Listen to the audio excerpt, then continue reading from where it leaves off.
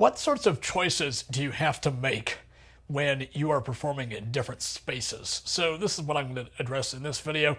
And so first of all, I want to make a distinction between sort of a rock concert on one end of the spectrum and then like a hotel lounge on the other end of the spectrum.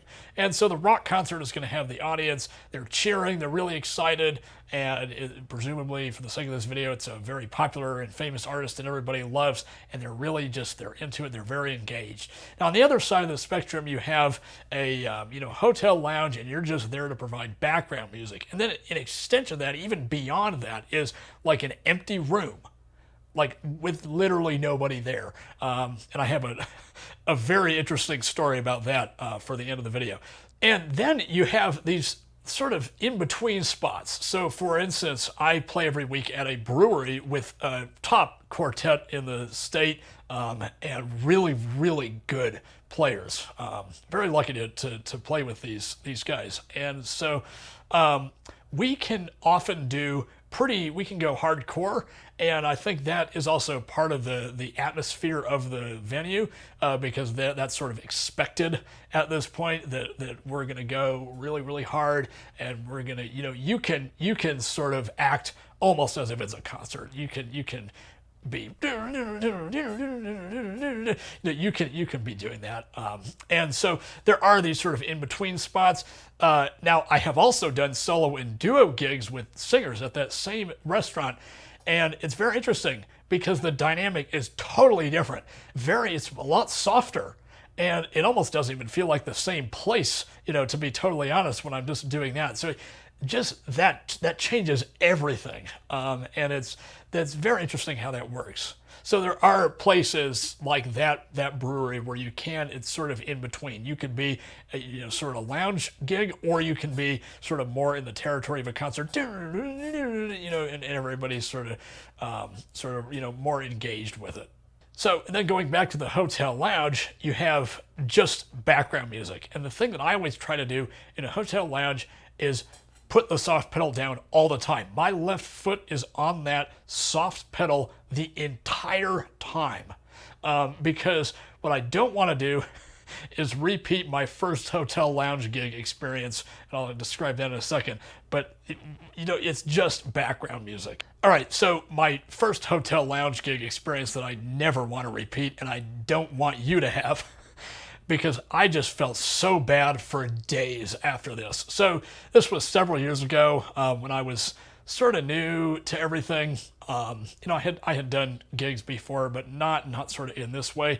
And so it was a very nice hotel. I was playing at this nice sort of restaurant lounge within this hotel. And it was one of these situations where it was me playing a solo set at the beginning for the first hour, and then I was joined by a bass player. So I played my set of standards for about 45 minutes for my first set. And after about 45 minutes into my hour-long set, I'm like, you know what? I want to do something different. My word of advice is, if you have that thought, stop right there. Because if you keep going, it'll just go downhill, as you'll see.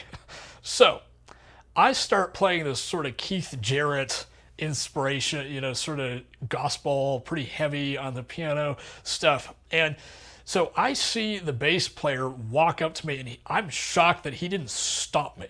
I think he kind of trusted maybe that I was gonna quiet down. No, I did not. And so he kind of walks up to me, and he closes the piano lid. And I'm like, okay, fine. I didn't really understand exactly what his message was, that I should be playing a lot quieter and shouldn't be doing all this stuff, right? And so then I finished that. He, doesn't really say anything, and I'm like, okay, I guess this is fine, right? And then he joins me for that second set. And I have the piano on the short stick. It's a grand piano, and it has the long stick that you can put up like this, and then the short stick that kind of goes like this up to the, about 6 or so inches up. And so I have the piano on the short stick, and he joins me for this, and he's been playing at this hotel for years, right? And so he knows exactly how this is supposed to go. And clearly, for both of us, it turns out this is already not how it's supposed to go, and he knew that, and so he set his amp level presumably to how he always had it set for years, right? And so he's like, all right, this is going to be perfectly fine. And I think that's probably why he didn't stop me, at first, because he knew that that it was hopefully going to be fine. And we start playing, and I can't hear him.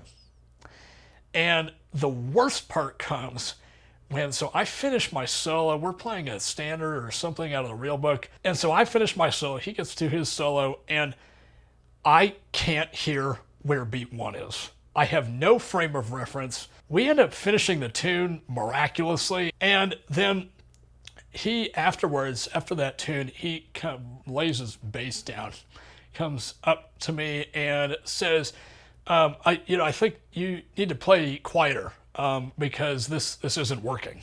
And we both knew it wasn't working, right? And so then we play another tune. It's a little bit better, but not by much. And then at this point, he was like, I could tell in his voice, he's losing his patience with me.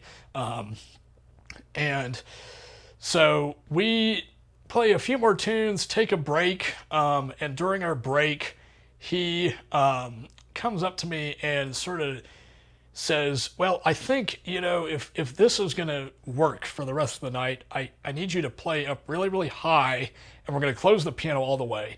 And I want you to play up really, really high and use the soft pedal. And after that, it ended up actually being fine. And then I actually played 5 nights with this bass player, 5 nights in a row with this bass player.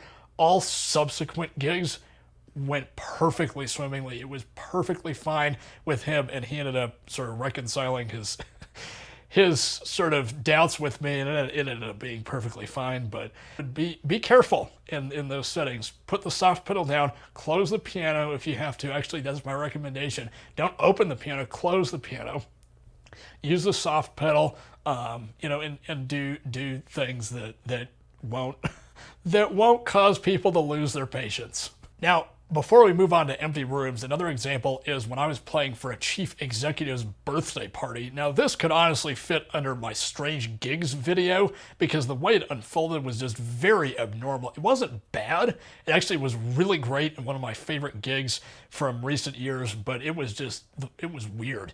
So I was playing, again, for a chief executive's birthday party, no small event, probably 300 people there, kind of a big restaurant, actually, and I was playing with a singer. And so the singer and I were contracted for 2 hours of music. And so we play our 2 hours of music. It was mostly standards and kind of older standards. And so we're finishing our set, our last set at the end of the 2 hours. And then people just keep filtering in. And it was almost the opposite of what happened at that hotel lounge, to be perfectly honest. So people keep filtering in, right? So then at this point, the singer is like, well, I'm all out of set material, so I don't know what to do. And so then she literally just goes to sit down at one of the tables. And then I'm like, okay, I guess she's done, or in whatever fashion that is. I'm going to start playing. So I come up with my own set, and I do an hour and a half of my own set. And the singer is still sitting there, and it's clear that she actually liked what I was doing because she was engaged, and she was like, keep going, it's fine, you can keep going, I don't need to come back up. And so then she ends up just keeps sitting there, and then I actually take over the mic. It's just this weird how this unfolds. I take over the mic and I start singing, and it's like probably one of the dumbest things to do, actually, in hindsight, in front of a really good singer, is for me, an amateur singer, to take over the mic. But again, she's just sitting there, and she was like, all right, that's fine. So I take over the mic and I start singing, and I pull out my melodica. It's just ridiculous. I pull out my melodica, which is a very loud instrument. And again, this is for a chief executive's birthday party. And I start playing, to be perfectly honest, totally random notes on the melodica. And I think by this point, the energy in the audience is starting to amplify, and the audience is actually starting to like cheer. It's very, very weird how that worked in this restaurant. This is just, it's wild. And so then I keep going on the melodica, playing just, I don't even know what I was doing. And then I stop, and they're like, more. And so I'm like, I don't know what to do. I'll try to play the piano and the melodica at the same time. So I figure out how to do that. I have now since bought like a little thing that I can put my melodica on. But at that point I had the melodica on my lap and the mouthpiece, and I'm going on the melodica, as I'm doing walking bass on the piano, and I do that for like an hour and a half. So that's another situation where, like, you could just totally go wild if the situation presents itself again. It's one of those things where the situation has to present itself. You can't just do that randomly. It's got to be a situation where the audience is sort of wanting that. In this case, the audience wanted that. It's got to be a situation where the singer literally leaves the stage so that you can do this. I think it's the one time that's ever happened where, like, the main person up on the stage, the singer, the horn player, whoever, actually leaves so that I, who's accompanying them, can actually take over the gig. Anyway, so that was a wild gig, and honestly one of my favorites in recent years.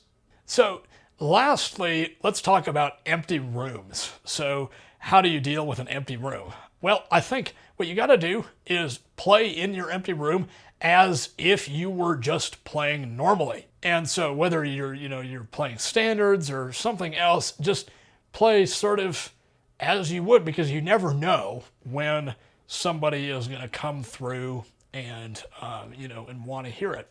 And so they're not going to want to hear probably not, unless it's that kind of thing. But if it's like a party or something, and you're or a restaurant and nobody's eating at the restaurant, then that may be a situation where you're like, well, let's just continue as normal, and I'll continue playing softly, or as you would in that space, and then see what unfolds. Now, see what unfolds is the key phrase for this story, just like the last one. So I was playing at a party, wasn't that big, maybe 100 people, probably less than 100 people to be perfectly honest. It wasn't even that big of a room. And so I am playing solo piano. I was originally going to have a bass and a sax player, and then they bailed on me. I remember that part of it. And so it ends up being that I'm playing this gig solo, and I'm contracted for 2 hours of music. Or maybe it was 3 hours of music. I think it was probably 3. And so I play for, I think, an hour and a half to 2 hours, just normal. And I'm playing my normal set of standards. I'm playing kind of quietly, sort of hotel lounge type stuff, proper hotel lounge type stuff, not how I screwed up earlier. Playing quietly. And I'm playing this keyboard next to me, this Yamaha CP88. And so after about an hour and a half, halfway through my gig, everybody just starts to leave. And I was contracted for 3 hours of music. And so I don't know if there was some kind of miscommunication or something about when the event ended, but everybody left. And literally everybody left except for the security guard. And so the security guard is the only one there. And so I'm contracted for 3 hours, and so I want to get paid my full, whatever, how much it was. And so I start playing, and I start, deviating actually quite a bit from my set of standards. So I finish my set of standards maybe for the last, half hour of the set. And then I switch. I've got synth patches on this keyboard and a really great Fender Rhodes patch on this keyboard. And so what I did was I used a synth bass in the bottom half and a Fender Rhodes in the top half, or maybe it was a Wurlitzer or something like that. And I played Chameleon, Herbie Hancock. I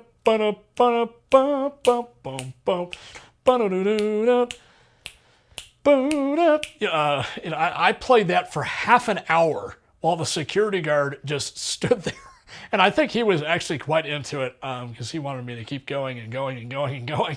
I tried to stop, I think probably 3 times, and he was like, keep going, I like this. And so I performed that last hour to hour and a half of that gig for this security guard. But again, that's a situation where this, it has to unfold that way. My suggestion and my recommendation for 98% of cases would be to just play as you would normally.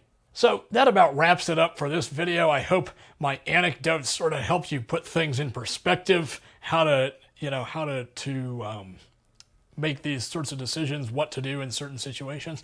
I'm going to try to infuse more stories within my videos, hopefully, because I've got a lot of stories, and I feel like a lot of them are pretty relevant. I know it makes the videos longer, but it's worth it, hopefully, to you. So if you like these, please let me know down in the comments. So with that, I hope you enjoyed this video. I hope this video was valuable to you. If it was, leave a like, leave a comment, share the video, share the channel to anybody who think they would benefit from the channel. So with that, thanks for watching. Subscribe to this channel, and have a great day.